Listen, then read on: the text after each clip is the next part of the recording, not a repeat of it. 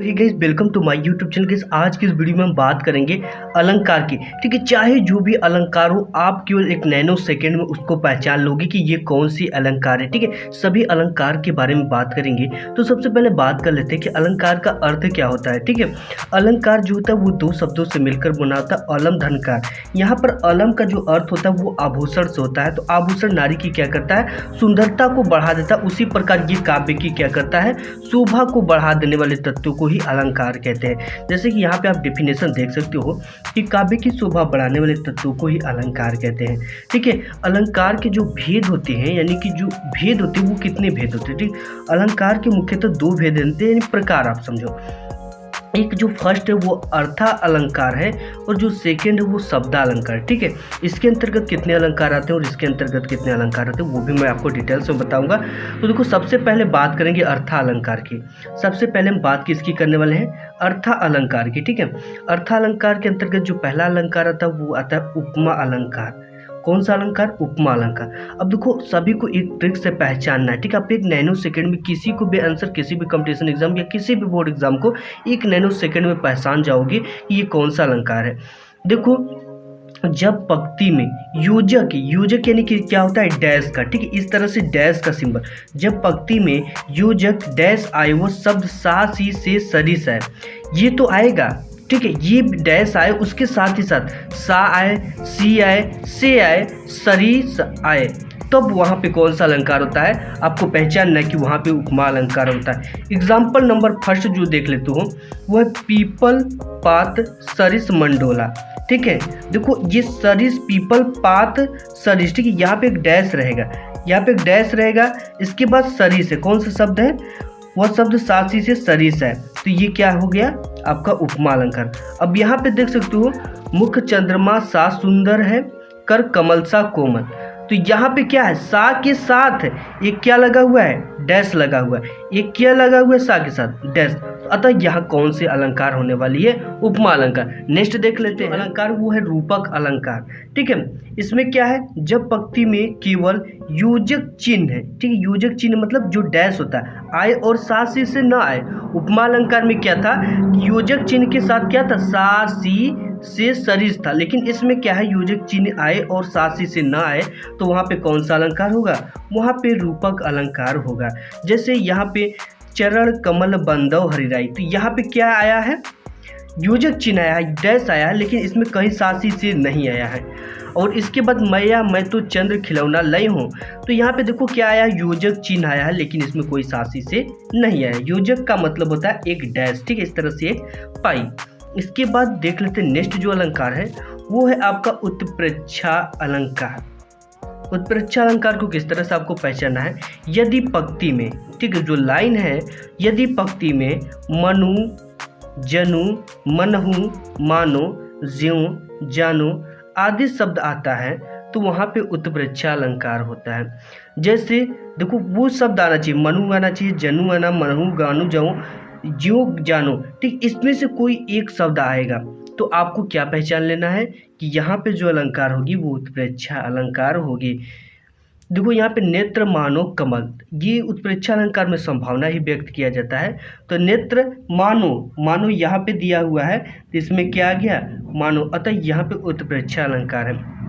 अब यहाँ पे ले चला साथ में तुझे कनक, ज्यों भिक्षुक ले स्वर। अब देखो यहाँ पे ज्यों आया है। ठीक है, यहाँ पे क्या आया है, ज्यों, तो यहाँ पर भी ज्यों है, अतः यहाँ कौन सा अलंकार होगा, उत्प्रेक्षा अलंकार होगा। नेक्स्ट अलंकार वो अतिशयोक्ति अलंकार है। इसका मतलब आप जान लेते हो, जब कोई फेंकता है तो वो अतिशयोक्ति अलंकार ही बोलता है। ठीक है, तो हमको उसको आम भाषा में फेंकना बोलते हैं। जब किसी बात का वर्णन बहुत बढ़ा चढ़ाकर किया जाए, तब वहाँ पे अतिशयोक्ति अलंकार होता है। यानी कि किसी भी बात को इतना बढ़ा चढ़ा दिया जाए कि उससे आप मान ही ना, आप मजाक में ले लो। ठीक है, यानी किसी बात को बहुत बढ़ा चढ़ा कर कहना ही वहाँ पे अतिशयोक्ति अलंकार होता है। जैसे देखो, यहाँ पे क्या एक श्लोक है कि हनुमान की पूंछ में लगन न पाई आग, सारी लंका जल गई गए निशाचर भाग। ठीक है, तो ये क्या है कि हनुमान की पूंछ में जब आग ही नहीं लगी तो लंका कैसे जल गई पूरे, और राक्षस कैसे भागेंगे। ठीक है, तो यहाँ पर इस बात को क्या किया गया, अतिशयोक्ति अलंकार का रूप दे दिया गया, यानी बढ़ा चढ़ा कर बताया गया है।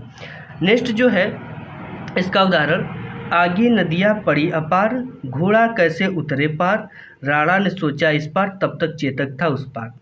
तो गाइस यहाँ पे देख सकते हो कि राणा के घोड़े की विशेषता बताई जा रही है। इसकी मतलब कि वाहवाही यानी इतना ज़्यादा वर्णन किया जा रहा है कि मतलब कि मान का भी मर्यादा का भी यहाँ पे क्या उल्लंघन किया जा रहा है। घोड़ा कैसे, देखो राणा ने सोचा इस पार, तब तक चेतक था उस पार। चेतक उनके घोड़े का नाम था। यानी यहाँ पे चीज़ों को क्या करा गया है, बहुत ज़्यादा बढ़ा चढ़ा कर बताया गया है। ठीक है, तो ये समझ। अब देखो यहाँ पे मानवीकरण अलंकार, इसको बिल्कुल डिटेल्स में समझना है थोड़ा सा। जब प्राकृतिक चीज़ों में मानवीय भावनाओं के होने का वर्णन हो तब वहाँ पे मानवीकरण अलंकार होता है। अब देखो यहाँ पे क्या है कि कोई भी प्राकृतिक चीज़ है, ठीक, कोई भी प्राकृतिक चीज़ है, जब उसमें मानवीय भावनाओं के होने का वर्णन हो तब वहाँ पे कौन सा अलंकार होता है, मानवीकरण अलंकार होता है। जैसे यहाँ पे देखो, फूल हंसे कलियां मुस्कुराई। अब देखो फूल तो हंस नहीं सकता है, हंसता कौन है, मानव हंसता है। तो यहाँ पे इस प्राकृतिक की चीज़ में क्या है, मानवीय भावनाओं के होने का वर्णन किया गया है। तो यहाँ फूल हंसे कलियां मुस्कुराई, ठीक है, फूल तो हंसेगा नहीं, तो यहाँ पे ये हंसता कौन है, मानव। यहाँ प्राकृतिक चीज़ों में मानवीय भावनाओं को क्या किया गया है, वर्णन किया गया। तो यहाँ पे कौन सा अलंकार होगा, यहाँ पे मानवीकरण अलंकार होगा। नेक्स्ट अलंकार देखिए, नेक्स्ट अलंकार है अनुप्रास अलंकार। ठीक है, अनुप्रास अलंकार। अब देखो जहाँ पे वर्ण, ठीक है, वर्ण क्या आए, बार बार आए तो वहाँ पे अनुप्रास अलंकार होता है। अब देखो वर्ण कौन से होते हैं, यहाँ पे देखना है, तरनी तनुजा तट तमाल तरुवर बहुछे, ये क्या है, वर्ण है। वर्णों को मिलाकर ये पूरा शब्द बनता है। ये पूरा क्या है, शब्द है। ये किसको मिलाकर बना है, वर्ण को। तो यहाँ पे जो त है, ये त शब्द क्या है, वर्ण है। यहाँ पर भी त है, यहाँ पर भी त है, यहाँ पर भी त है, यहाँ पर भी त है। तो ये जो वर्ण बार बार आए तो वहाँ पे समझ जाना चाहिए कि कौन सा अलंकार है, अनुप्रास अलंकार। तन्नी तनुजा तट तमाल तरुवर बहुछाए। इसके बाद नेक्स्ट एग्जाम्पल देख देते, चारु चंद्र की चंचल किरणें खेल रही थी जल थल में। तो यहाँ पे च वर्ण बार बार आया है। इसके बाद जो नेक्स्ट अलंकार है वो है यमक अलंकार। अब देखो यमक अलंकार का एक ही शब्द एक से अधिक बार आए, अर्थ अनेकों। यहाँ पे किसकी बात की जा रही है, शब्द की। किसकी बात, शब्द। एक ही शब्द एक से अधिक बार आए, एक बार आए या एक से अधिक बार आए लेकिन उनके अर्थ क्या हो, अनेक हो, यानी कई अर्थ निकले। जैसे यहाँ पे है काली घटा का घमंड घटा। यहाँ पे घटा शब्द 2 बार आया है, ठीक है। यहाँ पे इस घटा का मतलब जो होता है वो बादल से है, और इस घमंड घटा का मतलब है घटने से, ठीक है। इस घटा का मतलब क्या है, कम होने से, और इस घटा का अर्थ है बादल से। और नेक्स्ट जो एग्जाम्पल है वो है कनक कनकते 100 गुनी, मादकता अधिकाय, या खाए बौराय जग या पाए बौराय। तो यहाँ पे कनक जो ये क्या है, वर्णों को मिलाकर शब्द बनाया गया है। तो ये शब्द एक या एक से अधिक बार आए हैं, लेकिन इन दोनों के अर्थ सेम, शब्द एक ही है लेकिन अर्थ इनके अलग अलग है। इस कनक का अर्थ होता है एक का सोना और एक दूसरे का अर्थ होता है धतूरा, ठीक है। यानी कि एक को आदमी पाने से काफ़ी ज़्यादा पागल हो जाता है और एक को खाने से आदमी मर जाता है, पागल हो जाता है, बौरा जाता है। नेक्स्ट देख लेते हैं अलंकार। अलंकार है श्लेष अलंकार, ठीक है।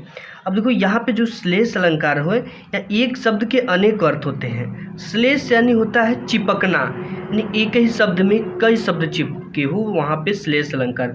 जैसे रहीमन पानी राखिए बिन पानी सब सून, पानी गए न उभरे मोती मानुष चून। यहाँ पे एक पानी का मनुष्य के हित में कहा गया और दूसरे पानी का, यानी कि यहाँ पे जितने भी पानी आए हुए हैं, ठीक है, एक मोती के रूप में कहा गया है। यानी कि प्रत्येक पानी का एक अलग अलग अर्थ है यहाँ पे, तो इसलिए एक ही शब्द के अनेक अर्थ होते हैं, वहाँ पे श्लेष अलंकार होता है। श्लेष मतलब होता है चिपकना, यानी एक ही चीज़ में कई शब्द चिपके होते हैं। तो गाइस आज की वीडियो में बस इतना ही, मिलूंगा एक नेक्स्ट वीडियो में, तब तक के लिए धन्यवाद।